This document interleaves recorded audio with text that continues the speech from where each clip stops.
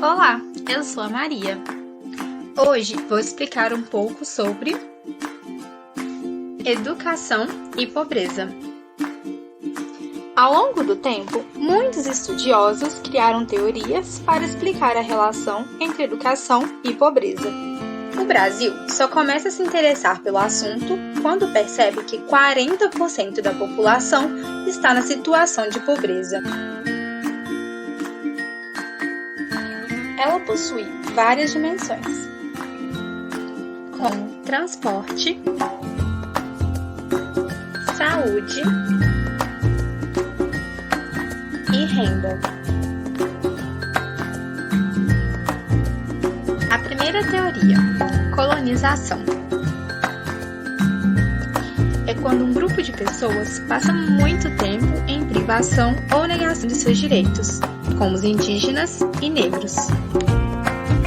O que reflete nos dias atuais, já que o segmento de pessoas mais pobres pertence aos negros. Segunda teoria, desenvolvimento. As teorias eurocêntricas passavam a ideia de que nos países subdesenvolvidos a pobreza se dava pela cultura. Consideravam a população rural como atrasada, conformada e não aceitavam mudança. Consideravam o desemprego como consequência da maior parte da população ser rural. Ou seja, a culpa era sempre do indivíduo, nunca do Estado ou do modelo econômico. Terceira teoria, mobilidade social. Tem como base o capital humano. Quanto maior a escolaridade de uma pessoa, maior vai ser a probabilidade dela melhorar de vida. Onde você pode ser qualquer coisa, desde que se esforce. Mas como ascender se o sistema educacional era tão restrito e nem todos tinham acesso à educação? Quarta teoria, urbanização. Foi o processo de urbanização do Brasil, onde ocorreu a migração em massa para cidades grandes.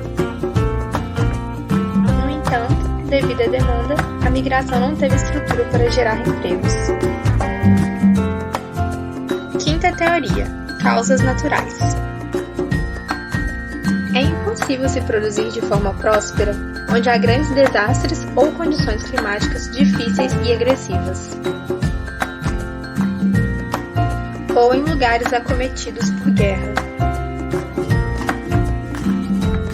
Sexta teoria, populacional. A população estava crescendo de forma desordenada e isso geraria o caos, pois o país não suportaria.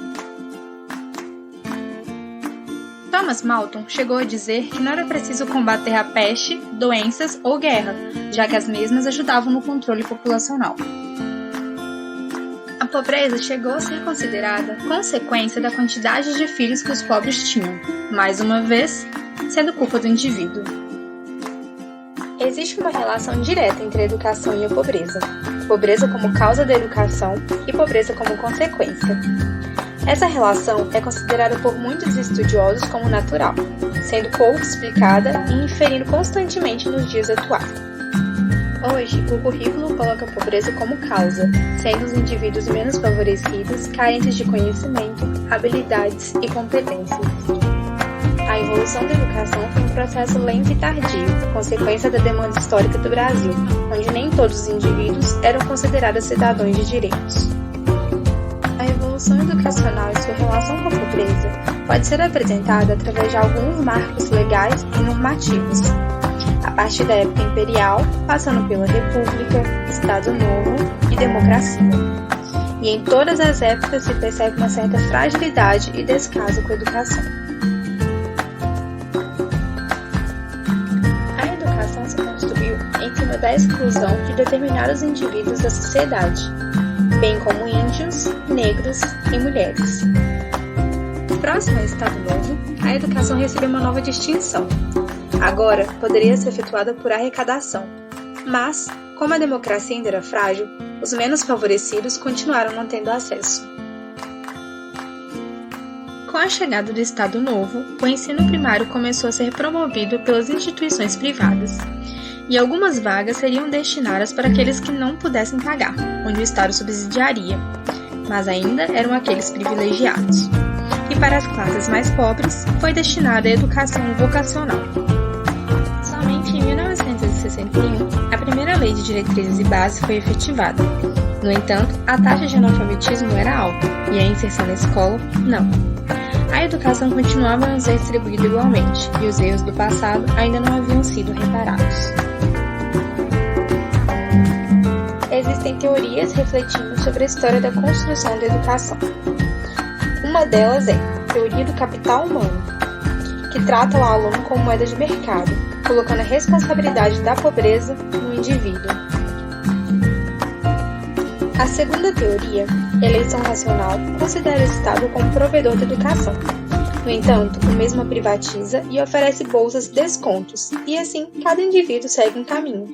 Todavia, nem todos têm acesso, e o problema do indivíduo como protagonista de sua condição social permanece.